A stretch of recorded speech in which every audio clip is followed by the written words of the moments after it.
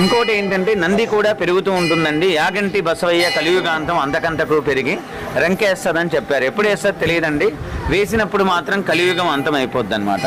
ఎందుకు మీరు అంత ఖచ్చితంగా చెప్పగలుగుతున్నారంటే బ్రహ్మం గారు చెప్పినట్టు అన్నీ జరుగుతూనే ఉన్నాయండి.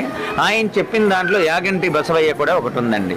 ఇంకోటి ఏంటంటే ఇక్కడ కాకి కానీ గ్రద్ద కానీ శని నవగ్రహాలు ఉండవు అనమాట. ఎందుచేత అంటే అగర్ష్య మహాముని అనే ఒక ఋషి ఉండేవారు.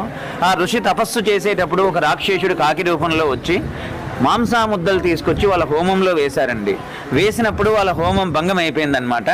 అప్పుడు ఆ ఋషి కోపంతో శాపం ఇచ్చారు. సూర్య చంద్రాలు ఉన్నంత వరకు కాకి గ్రద్ద రాకూడదని శాపం ఇచ్చారండి. అప్పటి నుంచి ఇప్పటి వరకు కూడా రావన్నమాట. పొరపాటున ఒకవేళ వచ్చినా బయటికి వెళ్ళిపోతానే చనిపోతాయండి. ఇంకోటి ఏంటంటే ఎక్కడైనా చూడండి గోపురానికి పైన 5 కలశాలు ఉంటాయండి, ఇక్కడ 7 ఉంటాయి అన్నమాట. అంటే వైష్ణవ ఆలయం ప్రకారం గుడి కట్టారండి. ఇక్కడ కొండల్లో నుంచి కూడా నీళ్ళు వస్తుంటాయి, ఎక్కడి నుంచి వస్తాయి తెలియదు. 24 గంటలు